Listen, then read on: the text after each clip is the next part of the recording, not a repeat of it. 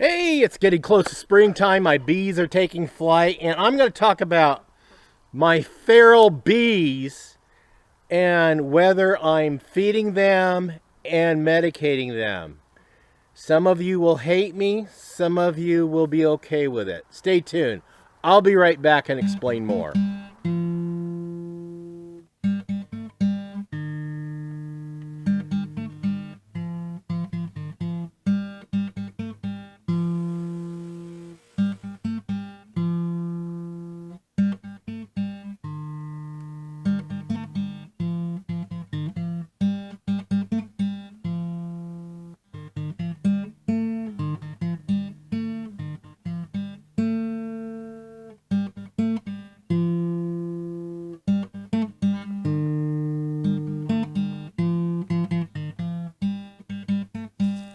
Welcome back to Pine Meadows Hobby Farm. I'm your host, Jerry Hansen.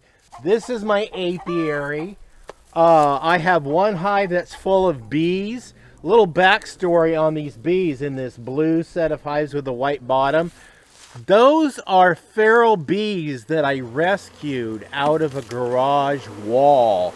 They came from a hive down by a creek near this home, and they set up residence in that. Now that residence in that wall has been ongoing for some years, as you could see from the size of the hive that I'm taking out of this wall here. Now I've had these bees here at my homestead for about 3 years now. They have not absconded, which means totally leave. They've survived winters. They're very hardy bees.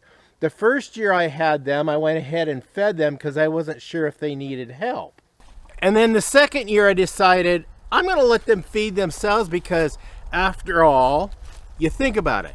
They're feral bees. They're wild. They've been acclimated to doing everything on their own without a beekeeper's intervention. I just supply them the house. So for the last 3 years, or the last 2 years, I have not provided food for the ladies. I take and harvest the honey off of that honey super when it comes time to harvest. And I have not put any effort into the bees. It's a solid hive. These upper two large deeps, the blue ones, have the original hive comb that I literally took out of the wall and I put them in there. So that's all the original hive comb with the colony in there. Down below is the regular frames and foundation that I added. And then pretty soon I'm going to be splitting them and setting up more bee colonies on my other hives. But the thought of whether I should continue feeding them or medicating them, let's talk about that. Feeding them, I don't need to. I've had them out 2 years now. They've survived winter. There's a lot of flow going right now. There is pollen. Even my apple trees are starting to bloom. This is great. Now, so I don't need to feed them.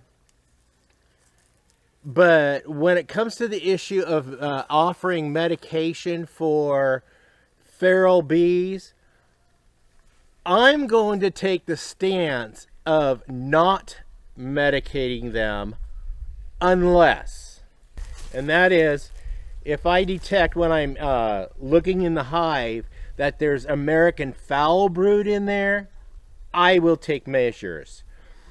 These bees have survived for years on their own. They have a history of being able to clean themselves, keep themselves healthy. So I'm going to trust the bees to stay wild and not medicate them. Here's my reasoning for not medicating my bees, the feral bees. Now, when I went to college and I took microbiology, anatomy and physiology, I took some nursing classes to go for my licensed practical nursing license for working in the hospital. I worked in the hospital for years, but now I'm retired. So I've got some basic understanding on how medication works and how things happen. Now, in my mind's eye, based on my experience and what I know about medications, is they have the potential of, well, weakening other generations of bees when you start medicating them. So that's why I decided not medicating these bees at all, because they got good genetics.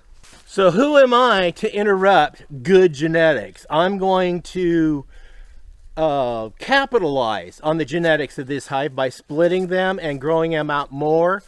It's not being lazy, it's being sensible about beekeeping. Now, I'll look at the mites, see if they get overrun with mites, and if I have to, I'll take some measures, not a lot, but some measures, but I don't want to weaken this colony.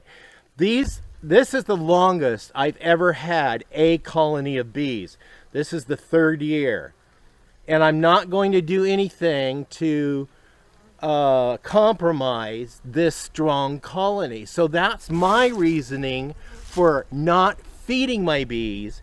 And it's also my reasoning for not medicating my bees, because I don't want to weaken the genetics.